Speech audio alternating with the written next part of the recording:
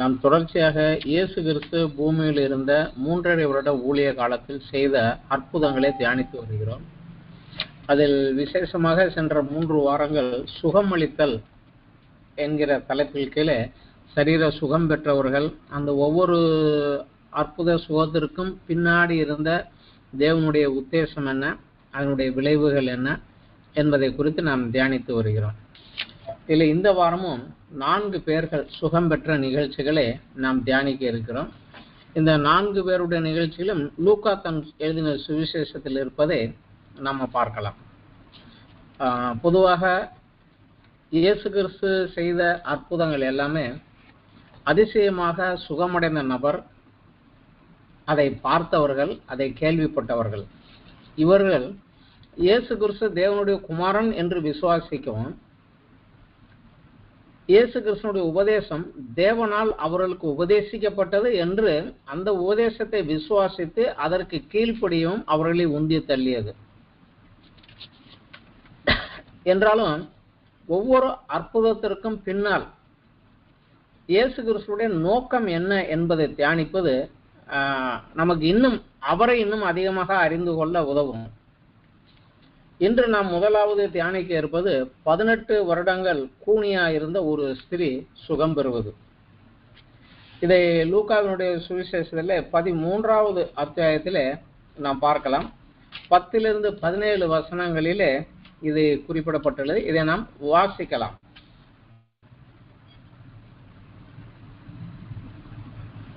ஒரு ஓய்வு நாளில் அவர் ஜெப ஆலயத்தில் போதகம் பண்ணி கொண்டிருந்தார்.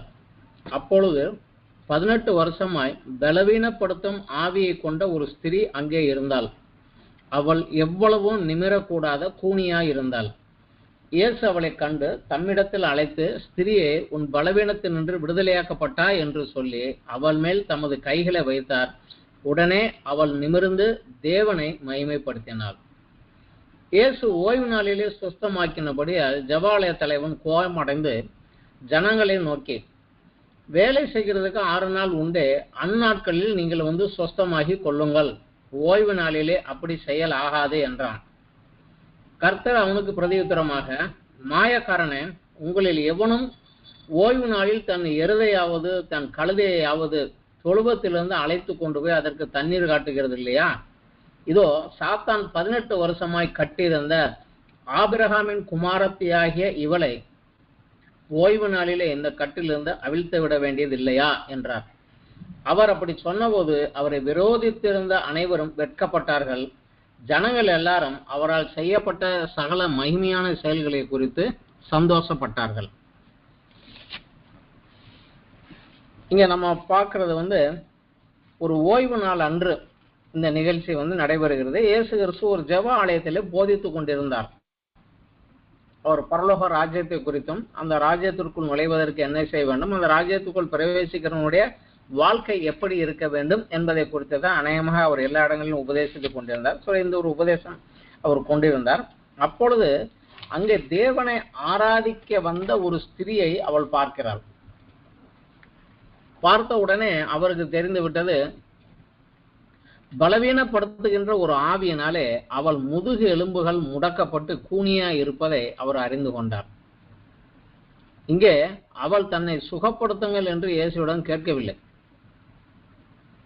ஒருவேளை இந்த பலவீனத்தின் மூல காரணத்தை அவளோ அவளுக்கு வைத்தியம் செய்தவர்களோ அறியாததினாலே இது குணப்படுத்த முடியாத ஒரு சரீர பலவீனம் என்று கூறியிருக்கலாம். ஆனால் அவள் பலவீனத்தின் உண்மையான காரியத்தை அறிந்த இயேசு அவள் மேல் மனதுருகி அவளை தம்மிடத்தில் அழைத்து, ஸ்திரியே, உன் பலவீனத்திலிருந்து விடுதலையாக்கப்பட்டாய் என்று சொல்லி, இதில் கவனிக்க வேண்டியது, நீ சுகமாக்கப்பட்டாய் என்று அவள் சொல்லவில்லை, உன் பலவீனத்திலிருந்து விடுதலையாக்கப்பட்டாய் என்றுதான் சொன்னார். அவள் மேல தன் கைகளை வைக்க உடனே அவள் நிமிர்ந்து தேவனை மகிமைப்படுத்தினார். பிதாவானவர் இயேசுவை பரிசுத்த ஆவியினாலே அபிஷேகித்த பின்னர் அவர் முதலிலே தான் வளர்ந்த ஊராகிய நாசரேத்துக்கு அங்குள்ள ஜெப ஆலயத்திலே உபதேசம் பண்ணினார். அவர் முதல் பிரசங்கம். அதை நம்ம லூக்கா 4வது அத்தியாயம் 16 - 21 வரைக்கும் உள்ளது. அதிலே அவருடைய ஊழியத்தை குறித்து சில விவரங்களை சொல்லுகிறார். அதை நம்ம இங்கே படிக்கலாம். லூக்கா 4:16 தாம் வளர்ந்த ஊராகிய நாசரேத்துக்கு அவர் வந்து தம்முடைய வழக்கத்தின்படியே ஓய்வு நாளிலே ஜெப ஆலயத்திலே பிரவேசித்து வாசிக்க எழுந்து நின்றார். அப்பொழுது ஏசாயா தீர்க்கதரிசன புஸ்தகம் அவரிடத்தில் கொடுக்கப்பட்டது. அவர் புஸ்தகத்தை விரித்தபோது, கர்த்தருடைய ஆவியானவர் என்மேல் இருக்கிறார், தரித்திரருக்கு சுவிசேஷத்தை பிரசங்கிக்கும்படி என்னை அபிஷேகம் பண்ணினார், இருதயம் நறுங்குண்டவர்களை குணமாக்கவும், சிறைப்பட்டவர்களுக்கு விடுதலையையும், குருடருக்கு பார்வையும் பிரசித்தப்படுத்தவும், நொறுங்குண்டவர்களை விடுதலையாக்கவும், கர்த்தருடைய அனுக்கிரக வருஷத்தை பிரசித்தப்படுத்தவும் என்னை அனுப்பினார் என்று எழுதியிருக்கிற இடத்தை அவர் கண்டு வாசித்து புஸ்தகத்தை சுருட்டி பணிவீரர்காரணத்தில் கொடுத்து உட்கார்ந்தார். ஜெபாலயத்தில் உள்ள எல்லாருடைய கண்களும் அவர் மேல் நோக்கமாயிற்று. அப்பொழுது அவர்களுடைய பேசத் தொடங்கி, உங்கள் காதுகள் கேட்க இந்த வேத வாக்கியம் இன்று நிறைவேறிற்று என்றார். ஸோ ஆண்டவருடைய ஆவியானவர் என் மேல இருக்கிறார். அதனுடைய நோக்கம் தரித்திரருக்கு சுவிசேஷத்தை பிரசங்கிக்கும்படி, சிறைப்பட்டவர்களுக்கு விடுதலையையும் நொறுங்குண்டவர்களுக்கு விடுதலையையும் கொடுக்கவும் என்னை அனுப்பினார் அப்படிங்கிறத அவர் தெளிவாக சொல்கிறார். இங்கேயும் அதே காரியத்தை தான் செய்தார். பலவீனப்படுத்தப்பட்ட ஆவியினாலே முடக்கி வைக்கப்பட்டிருந்த, கட்டி வைக்கப்பட்டிருந்த அவளை விடுதலையாக்குகிறார். இதை அவர் சொன்ன போது அந்த தீர்க்க தரிசனம் நிறைவேறுவதை என் மூலமாக நிறைவேறுகிறது என்பதை அவர் உறுதிப்படுத்தும்படியாக இந்த ஒரு காரியத்தை அவர் அங்கே செய்கிறார். அதே சமயத்துல இந்த அற்புதத்தை கண்ட ஜெப ஆலய தலைவன் கோபமடைந்து ஜனங்களை நோக்கி அவர் சொல்கிறார், வேலை செய்ய 6 நாட்கள் உண்டே, அந்த நாட்களில் நீங்கள் சொஸ்தமாகி கொள்ளுங்கள், ஓய்வு நாளிலே அப்படி செய்யக்கூடாது அப்படின்னு ஜனங்களை பார்த்து கூறினாலும் அவன் மறைமுகமாக இயேசு கிறிஸ்துவை பார்த்து தான் அதை கூறினான். இயேசு கிறிஸ்து அவனை நோக்கி மாயக்காரனே அப்படின்னு அழைக்கிறார். அவன் ஜெபாலய தலைவன் தான், ஆனா தேவனுடைய பார்வையில் அவனு ஒரு மாயக்காரன் தான், மாய்மாலக்காரனே அப்படிங்கிறார். அவனை சொல்லிட்டு அவனை பார்த்து சொல்லுகிறாரு, உங்களில் எவனாவது ஓய்வு நாளிலே தன் எருதையாவது கழுதையாவது தொழுவத்தின் கட்டிலிருந்து அவிழ்த்து அதற்கு தண்ணீர் காட்டுகிறது இல்லையா என்று கேட்டார். இந்த ஓய்வு நாள் 10 கட்டளைகள் கொடுக்கப்பட்டது. உன் மகனாவது, உன் கழுதையாவது, ஆடாவது, மாடாவது, உன் வேலைக்காரனாவது, வேலைக்காரியோ ஓய்வு நாளிலே வேலை செய்யாமல் ஓய்ந்திருக்க வேண்டும் என்று இருக்கிறது.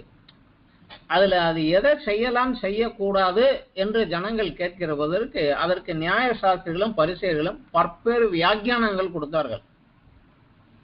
அதுல தன் வீட்டில் இருக்கிற எழுதே கழுதை மாடுகளை கொண்டு போய் தண்ணீர் காண்பிப்பதோ அதற்கு தீவனம் போடுவதோ தவறல்ல. ஆனால் அதை ஓட்டி கொண்டு வெளியே மேய்க்க கொண்டு போனால் அது தவறு. அதே போல ஒரு வைத்தியன் 6 நாட்களில் வைத்திய தொழிலை செய்யலாம், ஆனா 7ஆம் நாளிலே அவன் செய்யக்கூடாது.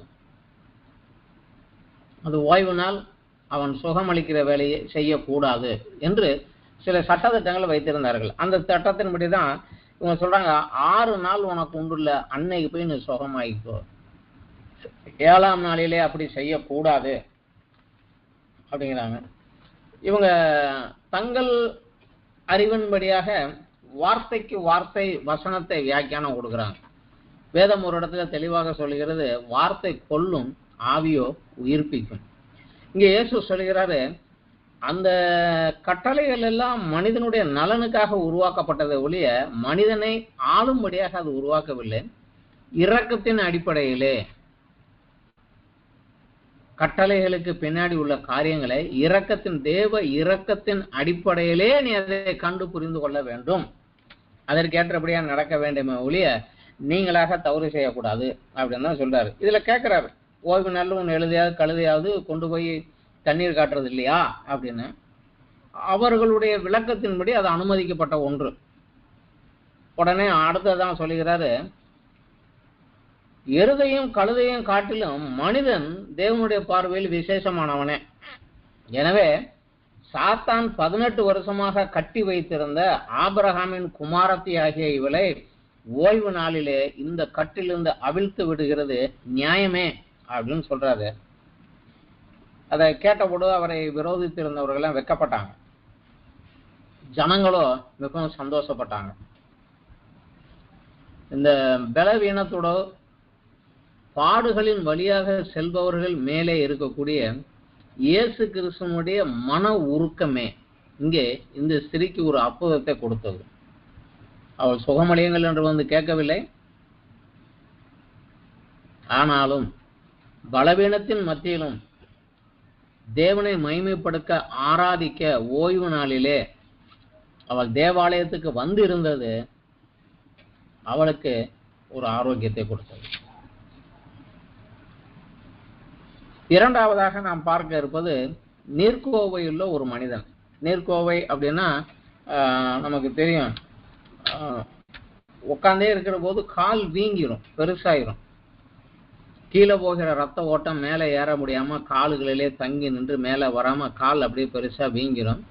அவங்க நடக்கிறதுக்கோ வேற எங்கும் போறதுக்கோ சிரமப்படக்கூடிய ஒரு காரியம்தான். இந்த கால்களிலே காஃப் மசில்ஸ்ல இருக்கக்கூடிய இந்த ரத்த நாள அழுத்தத்தினுடைய வாழ்வுகள் வேலை செய்யாமல் பலவீனமாகி போறதுனால கீழே போற ரத்தம் மேலே வர விடாம கீழே தங்கி நின்று கால்கள் பெருசாக வீங்கிரும். அவங்க நடக்கிறதுக்கு ரொம்ப சிரமப்படுவாங்க.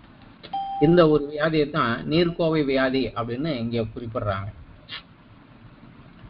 இந்த சம்பவத்தை நம்ம லூக்கா 14வது அத்தியாயம் 1 to 6 வரை உள்ள பகுதியில நம்ம பார்க்கலாம்.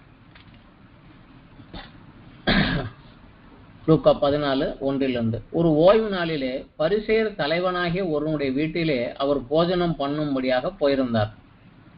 அப்பொழுது நீர்க்கோவை வியாதியுள்ள ஒரு மனுஷன் அவருக்கு முன்பாக இருந்தான். என்ன செய்வாரோ என்று ஜனங்கள் அவர் மேல் நோக்கமாயிருந்தார்கள். இயேசு நியாயசாஸ்திரிகளையும் பரிசேயரையும் பார்த்து, ஓய்வு நாளிலே சொஸ்தமாக்குகிறது நியாயமா என்று கேட்டார். அதற்கு அவர்கள் பேசாமல் இருந்தார்கள். அப்போது அவர் அவனை அழைத்து சொஸ்தமாக்கி அனுப்பிவிட்டு அவர்களை நோக்கி, உங்களில் ஒருவனுடைய கழுதையாவது எருவாவது ஓய்வு நாளிலே துறவிலே விழுந்தால் அவன் அதை தூக்கி விட மாட்டானோ என்றார். அதற்கு உத்தரவு சொல்ல அவர்களால் கூடாமற் போயிற்று. இங்கே நம்ம பார்க்குற இந்த சம்பவமும் ஒரு ஓய்வு நாளில் தான் நடைபெற்றது. ஏற்கனவே நாம் பார்த்த அந்த 18 வருடம் கூனியாயிருந்த ஸ்திரீ ஓய்வு நாளிலே சுகமாக்கப்பட்ட அந்த சந்தர்ப்பத்தை தொடர்ந்து சில வாரங்களுக்குள்ளாக இந்த சம்பவம் நடைபெற்றிருக்க வேண்டும். இதுல ஒரு பரிசேயருடைய தலைவன் ஒருவன் இயேசுவை தன் வீட்டிற்கு விருந்துக்கு வரும்படியாக அழைத்திருந்தான். அவன் அழைத்த நாள் ஒரு ஓய்வு நாள். இயேசுவும் அவன் அழைப்பை ஏற்று அவன் வீட்டுக்கு விருந்துக்கு போயிருக்கிறார்.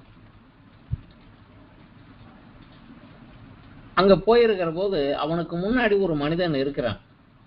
நீர்க்கோவை வியாதியுள்ள ஒரு மனுஷன் அங்க இருக்கிறான். உண்மையிலே இது ஒரு விருந்து வீடு. அந்த பரிசேயர் தலைவனால் அழைக்கப்பட்டு தான் அவங்க வந்திருக்கணும். வெளிக்கூட்டமோ வெளியே ஒரு மீட்டிங்கோ கிடையாது. இது தனியாக ஒரு மனிதன் வீட்டில் நடக்கக்கூடிய ஒரு விருந்து. அந்த விருந்துக்கு அழைக்கப்பட்டவர்கள் மாத்திரமோ அல்லது அவங்களுடைய உறவினர்கள் மாத்திரமோ தான் உள்ள வந்திருக்க முடியும். எல்லாரும் வெளியிருந்து வந்திருக்க முடியாது. எனவே இவனும் அழைக்கப்பட்டு தான் அங்க வந்திருந்திருக்கலாம். இயேசுவின் மேல குற்றம் கண்டுபிடிப்பதே நோக்கமாக கொண்ட பரிசேயரும் நியாயசாஸ்திரிகளும் எப்பவும் இயேசு எங்க போனாருனாலும் அவர் பின்னாடியே ஒரு கூட்டம் அவரை ஒரு டெஸ்ட் பண்ணி அவர் வார்த்தையில எதையாவது குற்றம் கண்டுபிடிக்கணும்னு சொல்லி ஒரு பின்னாடியே அலைந்தாங்க இந்த குரூப். ஸோ அவங்களும் அங்க வந்திருந்தாங்க. ஒருவேளை இந்த நியாயசாஸ்திரிகளும் பரிசேயரும் அவர் மேல குற்றம் கண்டுபிடிப்பதற்காகவே இந்த மனிதனை அழைத்து கொண்டு வந்தார்களா நமக்கு தெரியாது. ஏன்னா இயேசு கிறிஸ்து டக்குன்னு ஒரு கேள்வி இந்த நியாயசாஸ்திரியும் பரிசேயரையும் பார்த்து தான் கேட்கிறாரு. ஓய்வு நாளிலே சொஸ்தமாக்குகிறது நியாயமா அப்படின்னு கேட்டார். அவங்க கொஸ்டின் இவங்க மேல திரும்பினோன்னா அவங்க பதிலே சொல்லல, பேசாம இருந்தாங்க. அப்பொழுது உடனே அவர் அவனை அழைத்து சொஸ்தமாக்கி அவரை அனுப்பிச்சுட்டார். பின்னாடி பரிசேயரை நியாயசாஸ்திரியும் பார்த்து ஒரு கேள்வி கேட்கிறாரு. உங்களில் கழுதையாவது எருதாவது உங்களுடைய கழுதையாவது எருவாவது ஓய்வு நாளிலே துறவிலே, அதாவது ஒரு குழியிலையோ பள்ளத்திலேயோ விழுந்துட்டா அதை தூக்கி விட மாட்டீங்களா? இது ஓய்வு நாள், நான் அதை போய் தூக்கக்கூடாது, நான் நாளைக்கு வருவேன்னு சொல்லிட்டு போவீங்களா அப்படின்னு கேட்கிறார். அதற்கு அவர்கள் பதில் சொல்ல முடியவில்லை. இங்கேயும் அந்த பலவீனப்பட்ட மனிதனின் மேலே இயேசுவுக்கு இருந்த மன உருக்கமும் இந்த ஓய்வு நாள் பிரமாணத்தை இவங்க தவறாக புரிந்து கொண்டதே தவறு என்று நிரூபிக்கத்தக்கதாகவும் இந்த அற்புதத்தை இயேசு செய்தார். இதுல விசேஷமாக பார்த்தா லூக்கா தன் சுவிசேஷத்துல இயேசு கிறிஸ்து ஓய்வு நாளிலே சுகமாக்கிய சம்பவங்கள் 5 சம்பவங்களை குறிப்பிடுகிறார். லூக்கா தன் சுவிசேஷத்துல 4வது அத்தியாயம் 31வது வசனம், 4வது வசனம் 38வது வசனம், 6வது அத்தியாயம் 6வது வசனம், இங்கே நாம பார்த்தபடி 13வது அத்தியாயம் 14, 18 வருஷம் கூனியா இருந்தவள் நீர்க்கோவையில் மணி. இந்த 5 சம்பவங்களை அவர் குறிப்பிட்டு எழுதுகிறார். ஓய்வு நாளிலே இயேசு கிறிஸ்து சுகமாக்கினார். இதில் இல்லாத மேலும் 2 சம்பவங்களை யோவான் தன்னுடைய சுவிசேஷத்திலே குறிப்பிடுகிறார். யோவான் 5:10 9:14 2 அற்புதங்கள் ஓய்வு நாளிலே இயேசு சுகமாக்கியதை அங்க குறிப்பிடுறாங்க. இதுல முக்கியமானது ஓய்வு நாளை குறித்து அவர்கள் புரிந்து கொண்ட விதம் தவறு. ஓய்வு நாளிலே இயேசு கிறிஸ்து போதிக்கின்ற போது, உபதேசத்தோடு சேர்ந்து பலவீனப்பட்டவனை பலப்படுத்துவதும் ஆரோக்கியம் கொடுப்பதும் அவர்களுடைய நோக்கம். அதனால ஓய்வு நாள் அன்று வந்தவனை சுகம் அளிப்பது நியாயமே என்று அவர்களுடைய அந்த புரிந்து கொள்ளுதலில் உள்ள தவறை அவர் திருத்தும்படியாக இந்த காரியத்தை அவர் செய்தார். ஆனால் அதை அவங்க சரியாக புரிந்து கொள்ளாததினாலே அவருக்கு கொஞ்சம் விரோதமாகவே எழும்புவதற்கு இது ஒரு முக்கிய காரணமாக, ஓய்வு நாளில் சுகம் அளிப்பதே அவர் மேல குற்றம் சாட்டுவதற்கு அவங்களுக்கு முக்கியமான ஒரு காரணமாக ஆயிப்போச்சு. இன்றைக்கு நம்ம பார்க்கக்கூடிய 3வது ஒரு சம்பவம் 10 குஷ்டரோகிகள் சுகமடைந்தது. இது லூக்காவினுடைய சுவிசேஷத்துல 17வது அத்தியாயத்துல 11 இருந்து 19 வசனம் வரைக்கும் நம்ம இதை பார்க்கலாம்.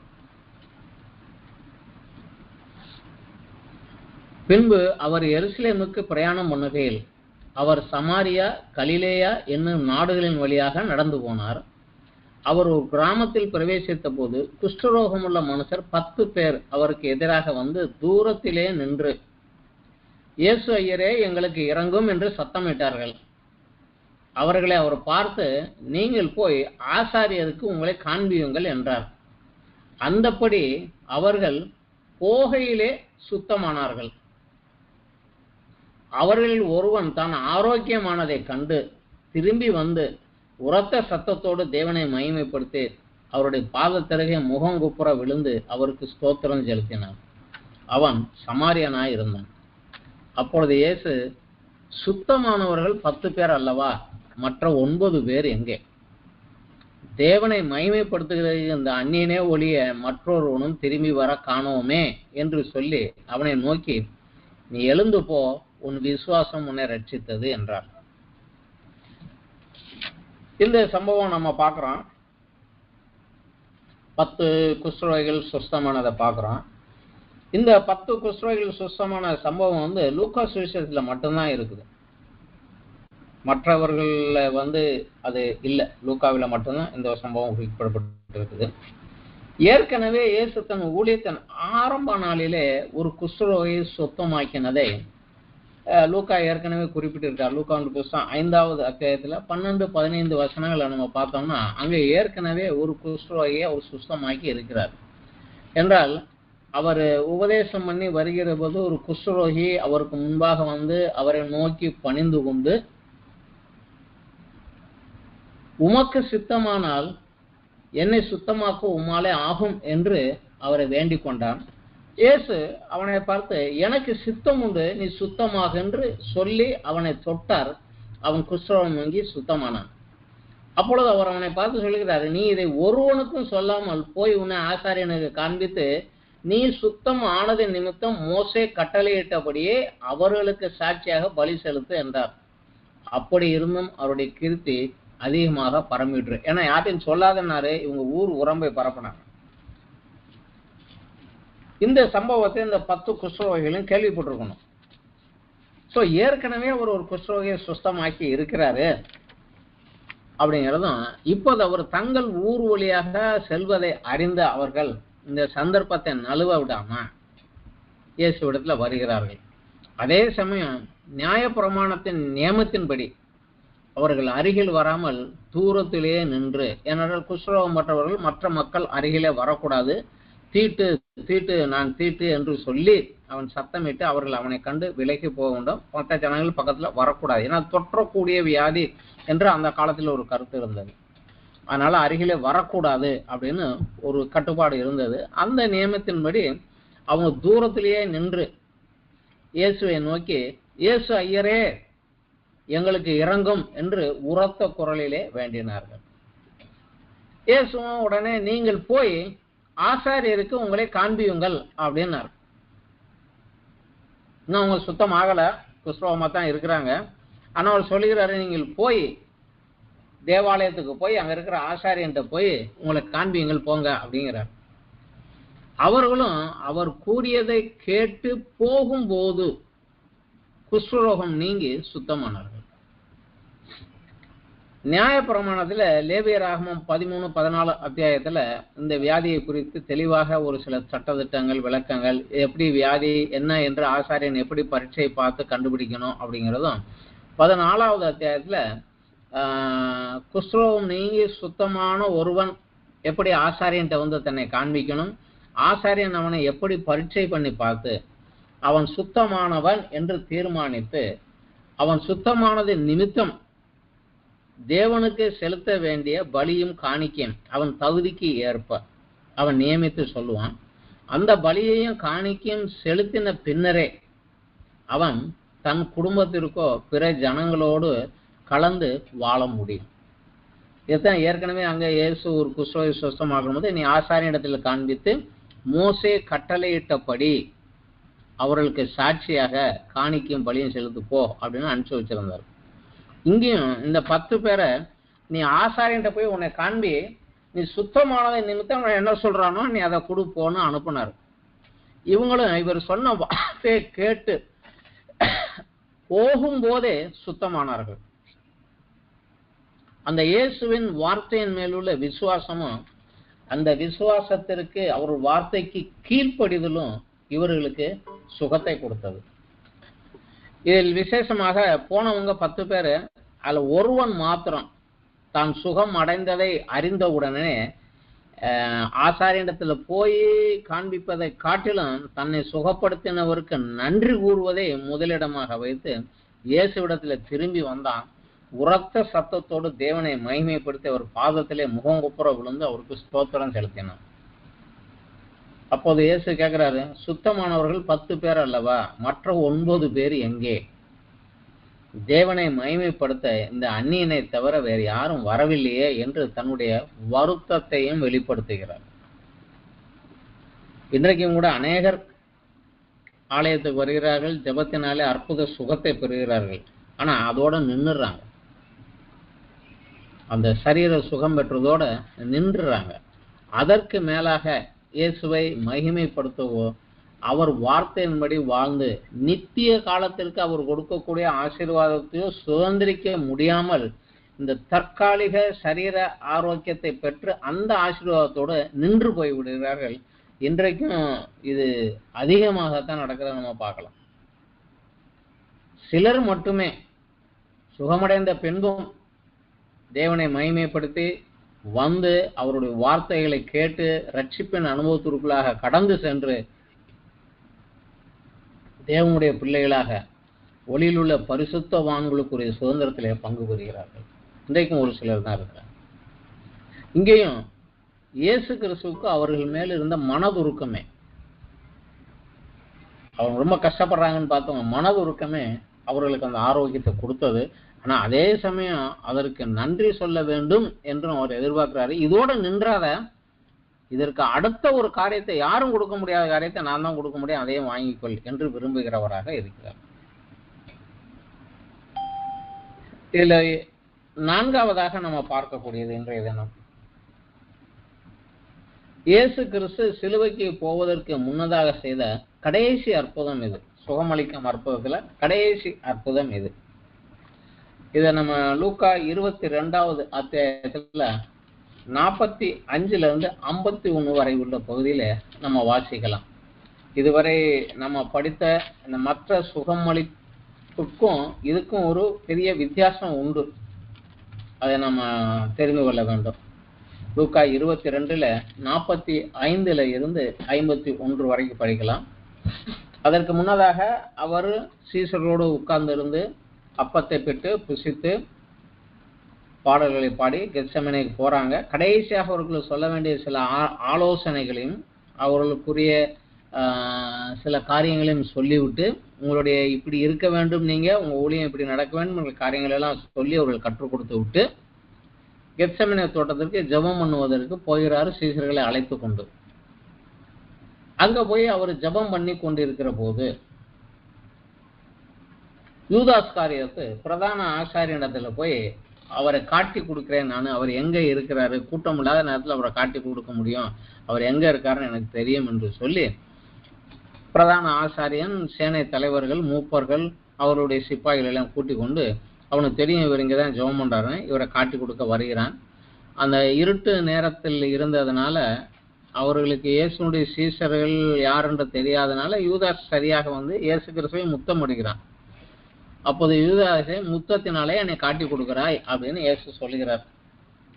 இந்த சம்பவத்துல தான் இந்த காரியம் நடக்குது. இதை நம்ம படிக்கலாம்.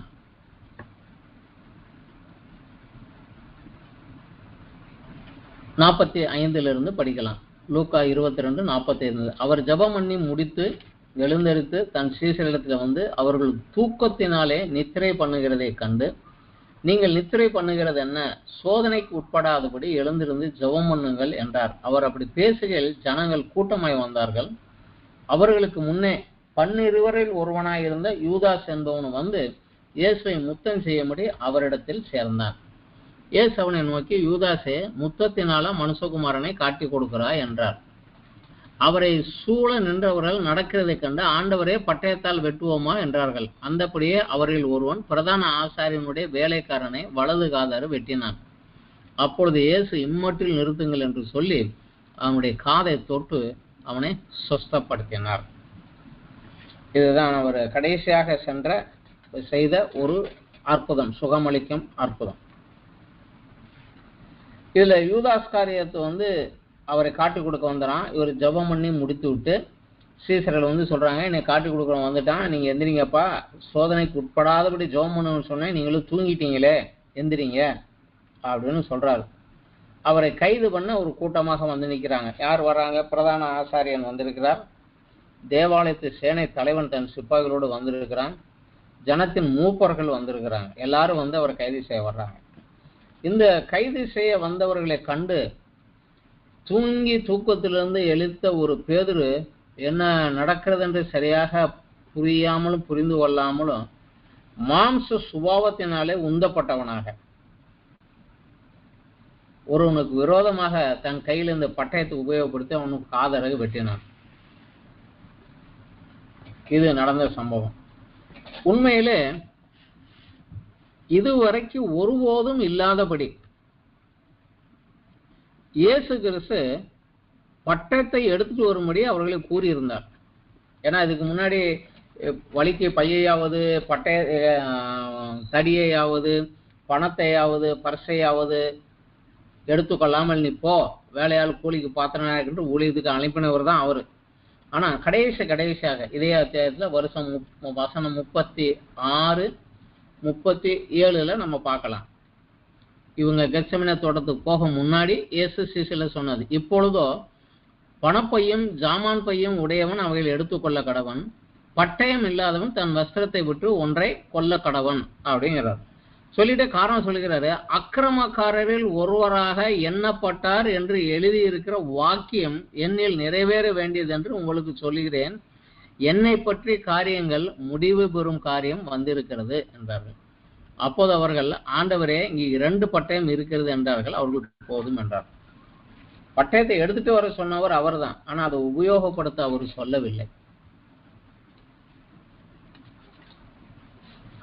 ஆனா பேதுருவை ஏற்கனவே எச்சரித்திருந்தார். 31வது வசனம் அதே 22ல, சீமோனே சீமோனே, இதோ கோதுமை சுலகில் புடைக்கிறது போல சாத்தான் உங்களை புடைக்கிறதுக்கு உத்தரவு கேட்டுக்கொண்டான். நானும் உன் விசுவாசம் ஒளிந்து போகாதபடி உனக்கு வேண்டிக் கொண்டேன். நீ குணப்பட்ட பின்பு உன் சகோதரர்களை சிறப்படுத்த ஒரு வார்னிங்கே ஏற்கனவே கொடுத்திருந்தார்.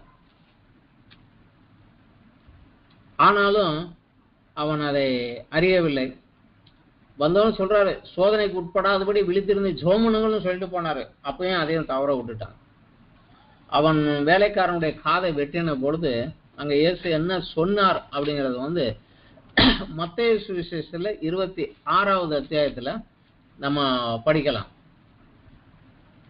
26வது அத்தியாயத்துல 51ல இருந்து நம்ம படிக்கலாம். அப்பொழுது இயேசுவோடு இருந்தவர்களில் ஒருவன் கை நீட்டி தன் பட்டயத்தை உருவி பிரதான ஆசாரியனுடைய வேலைக்காரனை காதற வெட்டினான். மத்தேயு இயேசுவோடு ஒருவன்ட்டாரு, ஆனா யோவான் தெளிவாக பேதுருன்னு அவர் பேரையும் கொடுத்துட்டாரு. அப்பொழுது இயேசு அவனை நோக்கி, உன் பட்டயத்தை திரும்ப அதன் உரையிலே போடு. பட்டயத்தை எடுக்கிற யாவரும் பட்டயத்தால் மடிந்து போவார்கள். நான் இப்பொழுது என் பிதாவை வேண்டிக் கொண்டால் அவர் 12 லேகியோனுக்கு அதிகமான தூதரை என்னிடத்தில் அனுப்ப மாட்டார் என்று நினைக்கிறாயோ? அப்படி செய்வேனானால் இவ்விதமாக சம்பவிக்க வேண்டும் என்கிற வேத வாக்கியங்கள் எப்படி நிறைவேறும் அப்படிங்கிறார். அக்கிரமக்காரர்கள் ஒருவராக எண்ணப்பட்டார், கைது செய்து கொண்டு போகப்படுவாங்க அப்படிங்கிறது ஏற்கனவே எழுதப்பட்டது. இதனிடத்துல நிறைவேறி கொண்டு இருக்கிறது. நான் இப்போ கூப்பிட்டேன்னா 12 லேகியோனுக்கு அதிகமான தேவதூதர்கள் எனக்காக உன் வார்த்தைக்காக காத்து கொண்டு இருக்கிறார். ஒரு லேகியோன் 6000 சிப்பாய்கள். 12 லேகியோன்னா 12 × 6000 பேர் கொண்ட தேவ தூதர்கள் அங்க ரெடியா இருக்காங்க. நம்ம கூப்பிட்டோன்னா அவ்வளவு பேரை இறங்கிடுவாங்க இங்க. ஆனா இப்படித்தான் நடக்க வேண்டும் என்கிற தீர்க்க தரிசனம் எப்படி நிறைவேறும்? அதனால நான் இதுக்குள்ளாக கடந்து போகிறேன் என்று சொல்லுகிறார். ஏற்கனவே இதே போல அவருடைய சீசர்கள் நடந்து கொண்ட போது அவர்களை ஏற்கனவே அவரு கடிந்திருக்கிறார் ஒரு முறை. லூக்காவினுடைய சுவிசேஷத்துல 9வது அத்தியாயத்துல நம்ம பார்க்கலாம். அங்கே இவரால் கடிந்து கொள்ளப்பட்டவர் யாக்கோபும் யோவானும். லூக்கா 9வது அத்தியாயம் 53, 56 வசனங்களை நம்ம அதை பார்க்கலாம். அவர் எருசலேமுக்கு போக நோக்கமாயிருந்தபடியினாலே அவ்வூரார் அவரை ஏற்றுக்கொள்ளவில்லை. 52 படிக்கலாம். தமக்கு முன்பாக தூதர்களை அனுப்பினார். அவர்கள் போய் அவருக்கு இடத்தை ஆயத்தம் பண்ணும்படி சமாரியருடைய ஒரு கிராமத்தில் பிரவேசித்தார்கள்.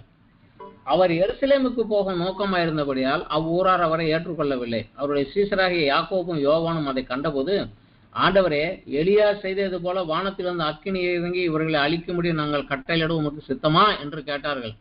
அவர் திரும்பி பார்த்து, நீங்கள் இன்ன ஆவி உள்ளவர்கள் என்று அறியீர்களா என்று அதட்டி, மனுஷகுமாரன் மனுஷனுடைய ஜீவனை அழிக்கிறதற்கல்ல ரட்சிக்கிறதற்கே வந்தார் என்றார். அதற்கு பின்பு அவர்கள் வேறொரு கிராமத்துக்கு போனார்கள். ஏற்கனவே இந்த மாம்ச வேதத்துல காரியம் செய்யாதீங்க, நம்ம வேற மாதிரி என்று அவர் சொல்லி கொடுத்திருந்தார். ஆனா அதை சரியாக உணரவில்லை அவங்க. விசேஷமாக பொந்திய பிலாத்து அவரை விசாரிக்கிற போது, கைது பண்ணதுக்கு அப்புறம் அவரை கொண்டு போய் வச்சு விசாரிக்கிற போது அவர் ஒரு சில காரியங்களை கேட்கிறார். யோவான் சுவிசேஷத்துல 18வது அத்தியாயத்துல 33 இருந்து நம்ம படிக்கலாம். அப்பொழுது பிலாத்து மறுபடியும் அரண்மனைக்குள் பிரவேசித்து இயேசுவை அழைத்து, நீ யூதருடைய ராஜாவா என்று கேட்டான். இயேசு அவனுக்கு பிரதியுத்தரமாய், நீரா இப்படி சொல்லுகிறீரோ அல்லது மற்றவர்கள் என்னை குறித்து உமக்கு இப்படி சொன்னார்களா என்றார். பிலாத்து பிரதியுத்தரமாக, நான் யூதனா?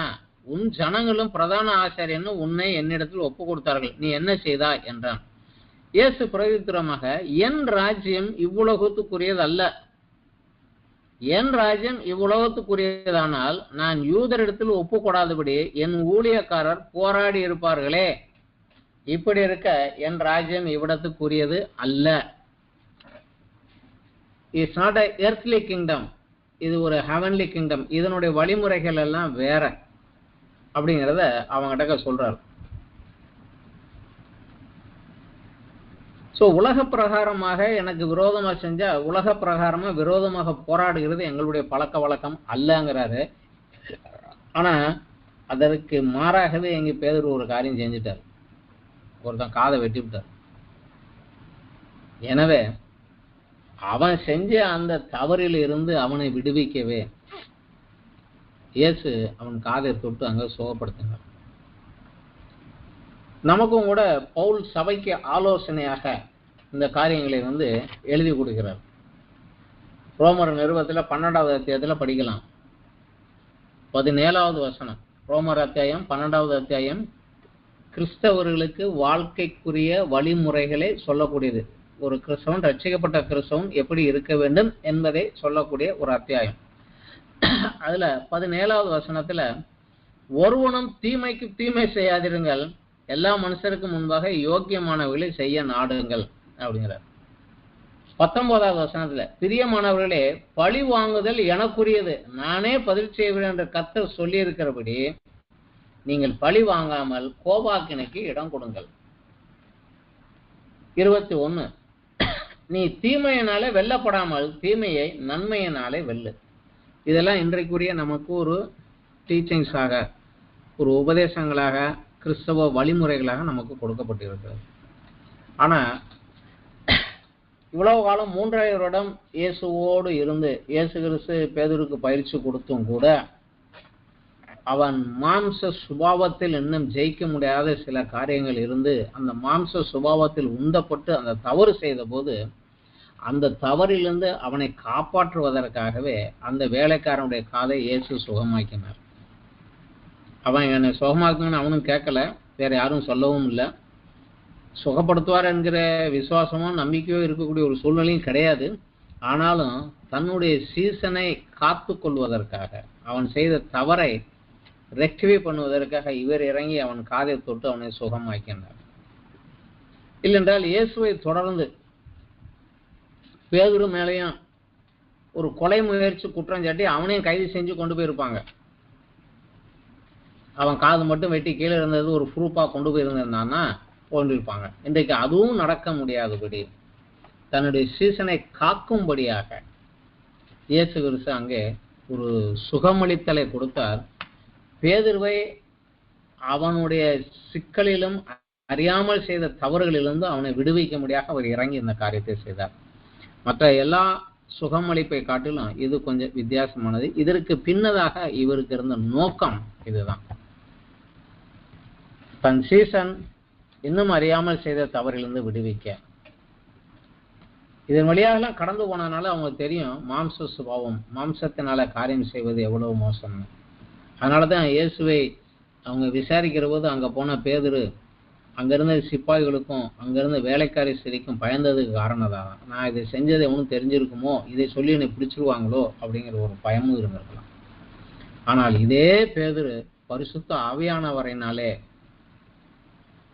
இயேசு கிறிஸ்து நிரப்பி அபிஷேகித்த போது தைரியமாக பலசாலியாக எழுந்து நின்று அனைவருக்கு முன்பதாக சாட்சி செய்தார். நீங்கள் கொலை செய்த இயேசுவையே தேவன் எழுப்பினார், அதற்கு நாங்களே சாட்சி என்று சொல்லி தைரியமாக நின்றார். அவருக்காக அடிக்கப்படுவதை அவங்க அடிச்சு உதைச்சு இதை குறித்து யார்ட்டையும் சொல்லாதுன்னு சொன்னபோது சந்தோஷப்பட்டு மகிழ்ந்து கழிவுறுங்கள். அவர் நாமத்தின் நிமித்தம் நாங்கள் தண்டிக்கப்பட்டதற்காக சந்தோஷப்பட்டு மகிழ்ந்து களி கூறினார்கள். இந்த இயேசு பேதுருடைய வாழ்க்கை மாறியது. ஆவியின் அபிஷேகத்தை பெற்றதுக்கு பின்பு அவன் மாறினான். இந்த இடத்துல உள்ள இந்த ஒரு சுகமளிக்கும் காரியம் மட்டும்தான். மற்றவர்களுக்கு இது கொஞ்சம் வித்தியாசமானது. இதனுடைய நோக்கம் இதுதான். இந்த சுகமளித்தலுக்கு பின்னதாக இயேசுவுக்கு இருந்த நோக்கம் இதுதான். மற்ற காரியங்களிலே அவர்களுடைய ஓய்வு நாள் கொள்கை தவறு என்பதை காண்பிக்கும். அவருடைய மன உருக்கமுமே இங்கே மற்ற அந்த 3 சுகமளிப்புக்கு பின்னாடி இருந்தது. அவருடைய மன உருக்கம் 2 காரியங்களிலே ஓய்வு நாளை குறித்த அவர்களுடைய புரிந்து கொள்ளுதல் தவறு என்பதை விளக்குவதற்காக அந்த அற்புதங்கள் நடைபெற்றது. இந்த கடைசி அற்புதம் மட்டும் தன் சீசனை அவன் செய்த தவறில் இருந்து மீட்டுக் கொள்வதற்காக நடைபெற்ற ஒரு காரியம். இதன் கூட அநேக இடங்களிலே ஆண்டவர் இயேசு கிறிஸ்து சுகமளிக்கிறவர், சீசர்கள் மூலமா அற்புதங்கள் செய்கிறார். பட் இதன் ஒன்றொன்றின் பின்னாக அந்த காரியத்திற்கு பின்னாடி இருந்த அவருடைய நோக்கம் என்ன அப்படிங்கறத புரிந்து கொள்கிற போது இன்னுமாக அவரை குறித்து நாம் அறிந்து கொள்ளவும், அவரை இன்னும் அதிகமாக நேசிக்கவும் இவைகள் நமக்கு உதவியாக இருக்கிறது. அவர் செய்த அற்புதங்கள் அநேகம், எல்லாமே வேத புத்தகத்துல இல்லை, ஆனா சில மட்டுமே பரிசுத்த ஆவியானவரனால செலக்ட் பண்ணி எடுக்கப்பட்டு நமக்கு கொடுக்கப்பட்டிருக்கிறது. இந்த இது இயேசுவை இன்னும் அறிகிற அறிவிலே வளரத்தக்கதாக. இதற்காக நம்ம ஆவியானவருக்கும் நம்ம நன்றி சொல்லுவோம். இந்த காரியங்களை நம்ம படித்து தியானித்து இன்னுமாக அவரை மகிமைப்படுத்தி உயர்த்தி அவரை அறிகிற அறிவிலே அதிகம் வளருவோம். இத்தோடு இன்றைய தினத்தின் இந்த வேத பாட வகுப்பு முடிவடைந்தது. நன்றி, வணக்கம்.